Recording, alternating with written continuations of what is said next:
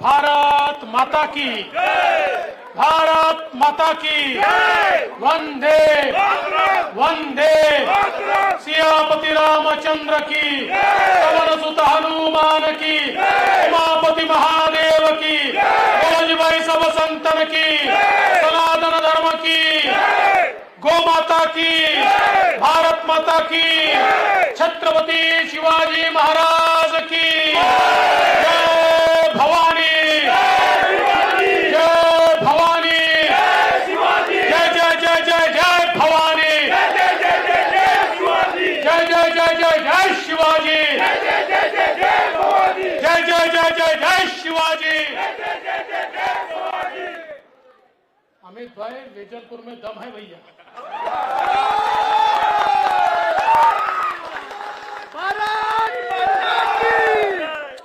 मंच पर उपस्थित हमारे बहुत ही लोकप्रिय उम्मीदवार, मेरे छोटे भाई, मेरे साथी अमित भाई ठाकर, मंच पर उपस्थित हमारे सुनील जी बराना, हमारे मीर जी कोटेचा, हमारे विपिन भाई सिक्का, हमारे अतुल भाई मिश्रा, नरेंद्र सिंह पुरोहित, विपुल भाई पायघोड़े, हमारे संदीप दवे जी, सभी मंचासीन महानुभाव और उपस्थित सभी बहनों और भाइयों, मला असं समजलं की इथे महाराष्ट्रातलेही काही लोक आहेत आणि असंही समजलं की स्वराज्याची राजधानी असलेल्या रायगडचे लोक देखील या ठिकाणी आहेत। त्यामुळे त्या सगळ्यांना मी नमन करतो आणि महाराष्ट्राच्या वतीने खूप खूप शुभेच्छा देतो। दोस्तों, अब ये बात बहुत स्पष्ट हो चुकी है कि भारतीय जनता पार्टी गुजरात में एक बहुत बड़े विजय की ओर अग्रसर हो रही है और कांग्रेस को एक बहुत बड़ी हार मिलने वाली है। और ये मैं क्यों कह रहा हूं, आप आज तक का इतिहास देखिए, जब जब कांग्रेस हारने लगती है,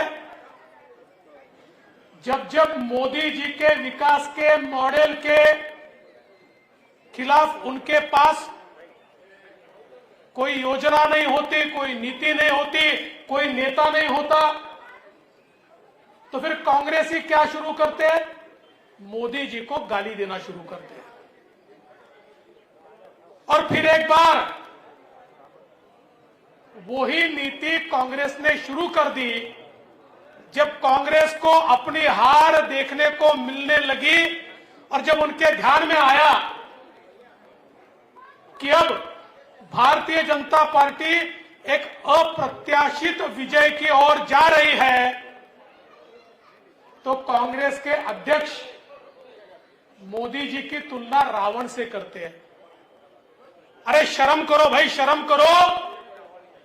ये कितनी बड़ी विडंबना है कि जिन्होंने राम जी के होने पर ही संदेह व्यक्त किया, जो पार्टी ये कहती थी कि क्या सच में राम पैदा हुए, जो पार्टी ये कहती थी कि क्या सबूत है कि राम जी पैदा हुए, वो पार्टी का अध्यक्ष किसके खिलाफ बोल रहा है, उस व्यक्ति के खिलाफ जिसने 800 साल का कलंक धोकर रामलला का मंदिर अयोध्या में निर्माण करने की बात की और उसको शुरू किया। उस मोदी जी के खिलाफ आप रावण की बात करते हैं। मुझे बताइए, राम जी के अस्तित्व का सबूत रावण की टीम वाले मांगेंगे या राम की टीम वाले मांगेंगे? रावण की टीम वाले मांगेंगे ना। और 800 साल का कलंक धोकर रामलला का मंदिर राम जी की टीम बनाएगी कि रावण की टीम बनाएगी? तो फिर रावण कौन है? मैं नहीं बोल रहा, आप लोग बोल रहे हैं। देखो, गुजरात के लोग बहुत होशियार हैं। जब देश स्वतंत्र हुआ उसी समय महात्मा गांधी जी ने कह दिया था कि अब कांग्रेस की आवश्यकता समाप्त हो गई, अब कांग्रेस को विसर्जित कर दो। लेकिन देश के लोग समझे नहीं, उन्होंने कांग्रेस को जीवित रखा। क्या परिणाम हुआ उसका? अनाचार, दुराचार, अत्याचार, भ्रष्टाचार। इस देश के अंदर इसकी मालिका उनको देखने को मिली। गरीबों को लूट लूट कर अपने खजाने भरने वाले नेता बढ़ते चले गए। लेकिन सबसे पहले गुजरात के लोगों के ध्यान में आया कि अरे भाई, गांधी जी कहते थे वो सच था, कांग्रेस को विसर्जित करना चाहिए। और 27 साल से आपने कांग्रेस का विसर्जन शुरू किया। और मेरा विश्वास है कि इस चुनाव के बाद गुजरात में कांग्रेस को पूरे तरीके से आप विसर्जित करके रहोगे। इस बार का विजय, यह ऐसा विजय होने वाला है जो भूतकाल में कभी भी देखा नहीं गया। मोदी जी के काम पर, मोदी जी की बात पर एक ऐसा विजय इस बार गुजरात की जनता देगी कि सारे के सारे चारों खाने चित हो गए। लेकिन मैं तो यहां पर आपको वोट मांगने नहीं आया, आप तो देने ही वाले हैं। मैं तो केवल उन लोगों के दर्शन करने के लिए आया जो लोग मेरे भाई को, मेरे अमित भाई को चुनकर देने वाले हैं। और देखिए, मैं आपको बताता हूं, अमित भाई की और मेरी 25 साल की दोस्ती है। और एक जमीन से जुड़ा हुआ कार्यकर्ता कैसा होना चाहिए, अगर मुझे किसी ने पूछा तो मैं बताऊंगा अमित ठाकर जैसा होना चाहिए। जो काम पार्टी ने दिया उस काम को पूरी ताकत के साथ, शिद्दत के साथ निभाने वाला व्यक्ति ये हमारा अमित भाई है। हमने बहुत साथ में काम किया। वो हमारे राष्ट्रीय अध्यक्ष थे युवा मोर्चा के, तब भी साथ में काम किया है। उसके बाद लगातार साथ में काम किया है।